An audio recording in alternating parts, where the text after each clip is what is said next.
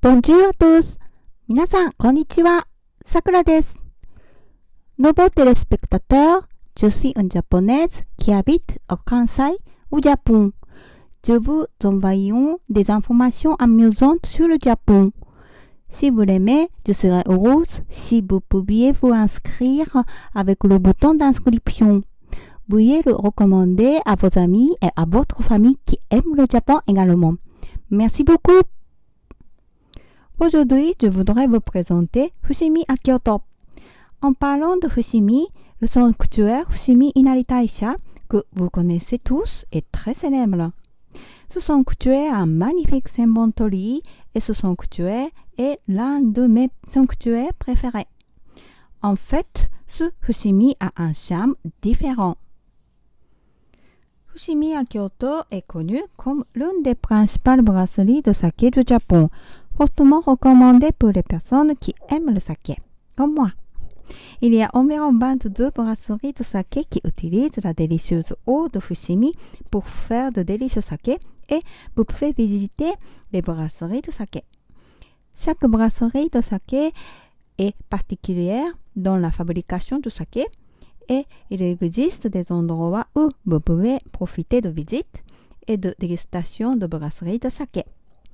En outre, il y a des izakaya et des restaurants exploités par des brasseries de saké, ainsi que des magasins où se rassemble le saké de diverses brasseries de saké à Fushimi, ce qui en fait un lieu touristique irrésistible pour les amateurs de saké. Cette fois, je voudrais vous présenter deux spots à Fushimi, Kyoto. Le premier endroit recommandé pour déguster le saké de Fushimi est le Gekkeikan Okura Kinenkan.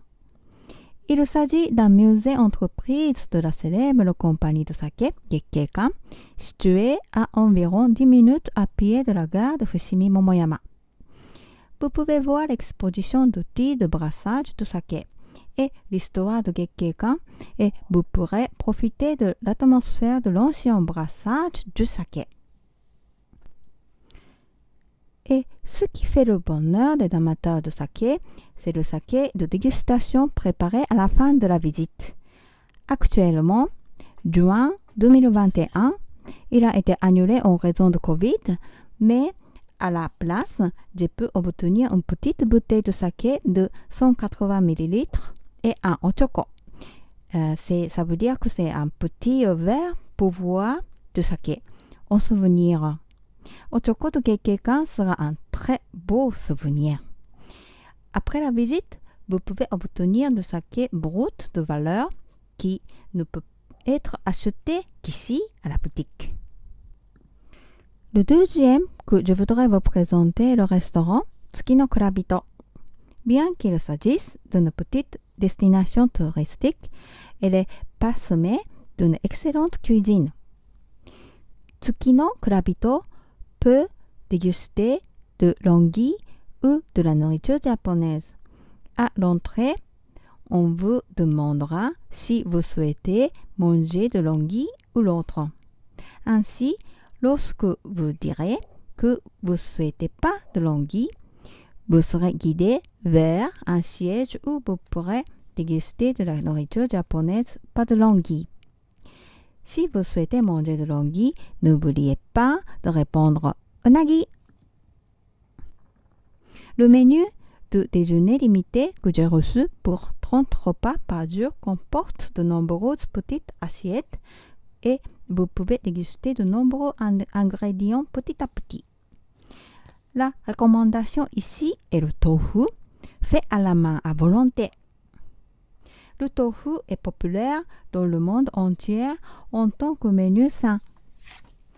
Vous pouvez profiter de la sauce soja et de 2 sortes de sel pour déguster ce délicieux tofu.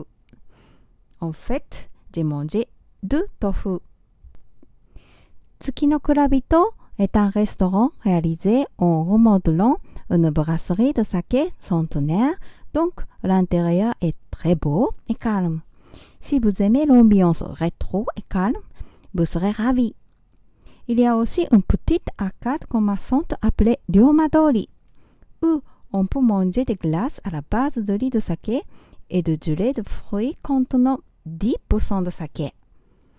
La brasserie Fushimisake à Kyoto est un petit lieu touristique, mais je pense que c'est un endroit qui plaira à ceux qui profitent du Japon pour la deuxième, pour la troisième ou pour plus de fois. Je publierai les liens de homepage de Ryomadori, Gekkekan Okura Kinenkan et Tsuki no Kurabito dans la colonne de résumé. Veuillez donc vérifier ici pour plus de détails. Merci d'avoir regardé jusqu'au bout. À bientôt. 最後まで見てくれてありがとう。さくらでした。